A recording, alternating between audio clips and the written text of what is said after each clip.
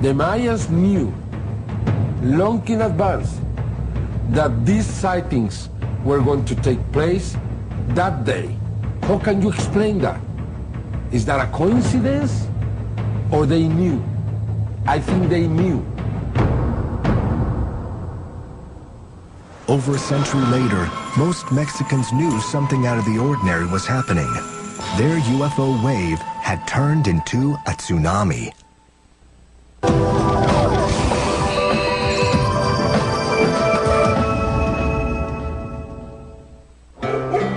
Literally overnight, Mexicans are mesmerized by the apparent UFO wave striking their country.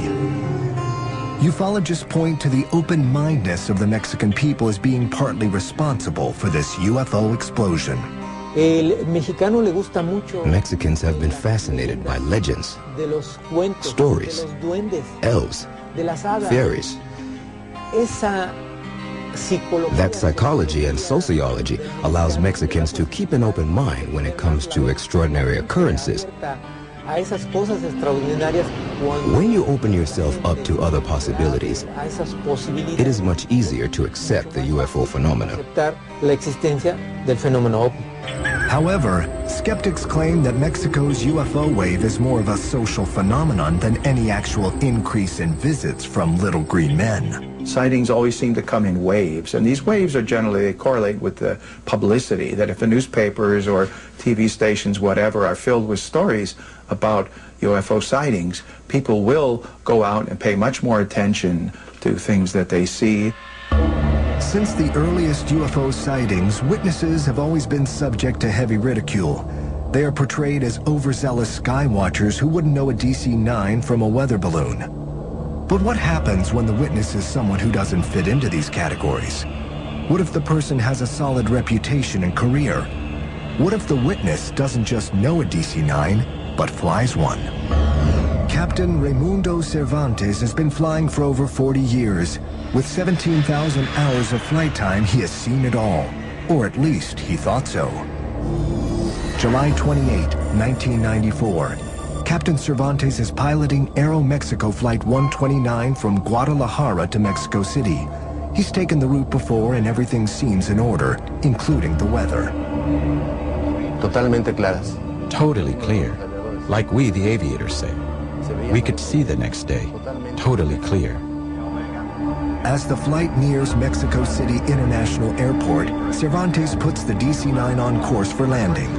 5,000 feet in the air, he receives the all-clear from the control tower and prepares to lower the landing gear.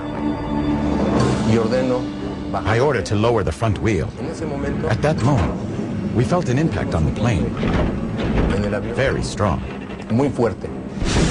The plane is rocked. To Cervantes, it appears obvious that they have collided with something in midair, but there is no time to investigate. The pilot has already begun his descent of the DC-9. At that moment, I declare an emergency, and I requested an area so that I can develop the list of emergency and coordinate my personnel of flight attendants, because I thought we were going to have an abnormal landing. Unsure of the condition of the damage to his landing gear, Cervantes needs nerves of steel to coax the wounded jet to safety. We level the plane. We tried to land softly and steady the front wheel. I was concerned that there was damage. We lower the front wheel, and to our surprise, the plane starts rolling perfectly. Y nuestra sorpresa, empieza a rodar el avión perfectamente bien. Disaster is averted. Captain Cervantes wonders if a helicopter has clipped his DC-9 on approach. But the air tower's radar records discredit that theory. Yet an inspection of the DC-9 reveals damage and creates more questions than answers. There was a flight inspector that searched the plane who detected that one of the hydraulic lines was cut. It was cut like if it was done with a cutter. Something very strange. What caused the landing gear's hydraulic line to be cut? A subsequent investigation will place blame for the incident on worn-out parts, and the airline denies any mid-air collision. But Captain Cervantes stands by his claim that the plane hit something. That isn't the end of the story. Flight 129's strange encounter is about to get even stranger. Enrique Colbeck is an air traffic controller who was in the tower that night. Upon learning of Flight 129's incident, he instantly flashes back to a series of phone calls the tower had received earlier that evening. An hour before that flight was initiated in Guadalajara, we received phone calls from different sources. They were communicating to us that an object was flying very close to a building that is almost in the final trajectory to these runways. The sightings place the unidentified flying object right in the landing path of Flight 129. To most, the idea of a plane UFO collision seems unrealistic. But a few days later, another incident at the same airport raises suspicions that something out of the ordinary is going on. August 8, 1994. Co-pilot Carlos Corzo is helping Aeromexico Flight 304 from Acapulco begin its descent into Mexico City International Airport. The morning skies are partly cloudy as co-pilot Corzo looks out the cockpit window. The pilot's eyes are glued to the instruments. He was flying by instruments, so all his view was on the instruments. I was taking care of the surroundings and seeing outside, and even take the communications and helping him with the approach.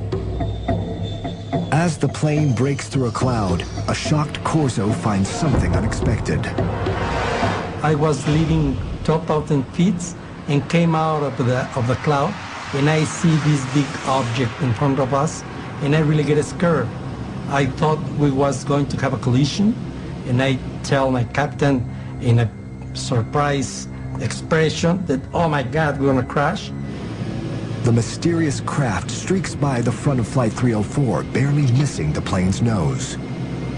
It was a huge object, maybe 15 or 20 meters radio, something like platinum or some kind of very neat metal. Corzo quickly regains his composure and helps land the plane without further incident. Afterward, he speaks to an air traffic controller who reveals that Corzo's plane was in fact the 5th plane that week to report seeing an unidentified object. I can tell you about approximately 99% of pilots that I have talked to believe that we are not alone here. And the evidence that we have had confirms it. We take it very seriously because it could affect our airspace. Definitely, there is a potential danger because we do not know what produces the phenomenon and what it is made of and why it is manifested. Nearly a decade later, another incident in the Mexican skies would send shockwaves worldwide.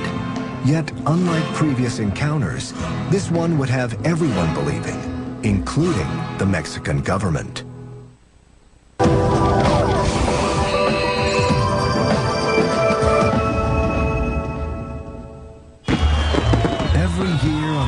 Of September 15th, they come together. Thousands pack the main square in Mexico City to watch their president ring the very same bell that signaled the start of their fight for independence almost 2 centuries ago.